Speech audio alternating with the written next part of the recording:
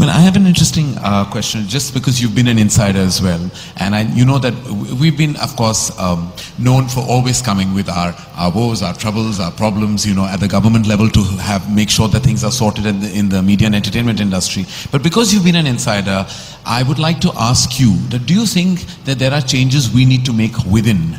What those changes are? We need to stop saying that we have woes. Because we are not bechara. We have an economic we like to project that sometimes to get our of job done. 1,30,000 crores in this economy, and we need to be very, very proud about it. How many times do we say it as an industry outside? I represent even the textiles industry. The textile industry speaks of it from every rooftop in terms of its market potential. How many filmmakers talk about their domestic market potential and talk about the numbers every given opportunity? That we are not only about Nach Gana, we are not only about, you know, somebody crying or some romantic song. We bring this much money to the table, and we bring food to the table of 3.6 million Indians. That's our contribution. Because every time, and that's why Siddharth says that laundry list, because he knows that every time somebody looks at a filmmaker, they say, आपको कैसे तकलीफ हो सकती है? आप तो फिल्में बनाते हैं. We do this make-believe world of luxury, and everybody feels that we must not be having problems at all. But when we concretize our stand and talk about the economic value of our industry, then people say, oh, such a big business? How do you manage to do it? And that's where the conversation then changes and starts. Right.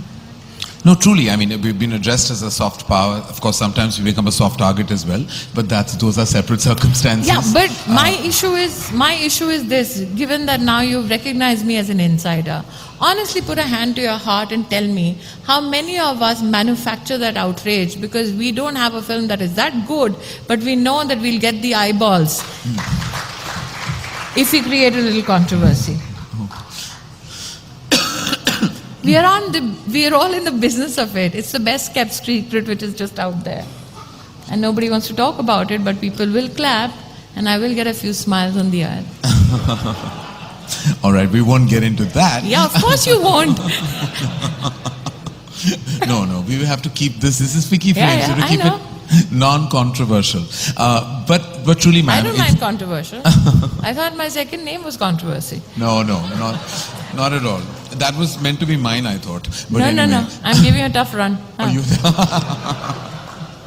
No, but truly, I think with all your endeavors, especially with putting our cinema on the map by, leading a delegation and with what you've done at IFFI and what you plan to do at Cannes, and we're heading towards the 50th year of the film festival, and also like you rightfully said, the communication of our cinema and entertainment, which is beyond just song and dance. It's the kind of impact Indian cinema should be having across the world and globe. And there are some spectacular films that have actually touched millions of lives and hearts. Like Sid gave us data about, what is happening in China, but, our films have walked proudly on so many festivals. No, I think that another strength of our films that we never ever take pride in globally, literally shout from the rooftops about, is the capacity of our regional language films. How many countries can say that I have a Marathi box office hit like Sairat?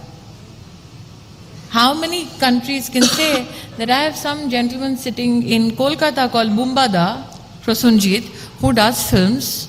How many of us can say that we've had a legend that we gave tribute to today who did films in 5 languages and was a superstar not of Delhi, Mumbai, but the entire nation? Yes. And that is another part that I want to celebrate. The more the expanse of content, the more the opportunity for local languages and local talent to come to the fore.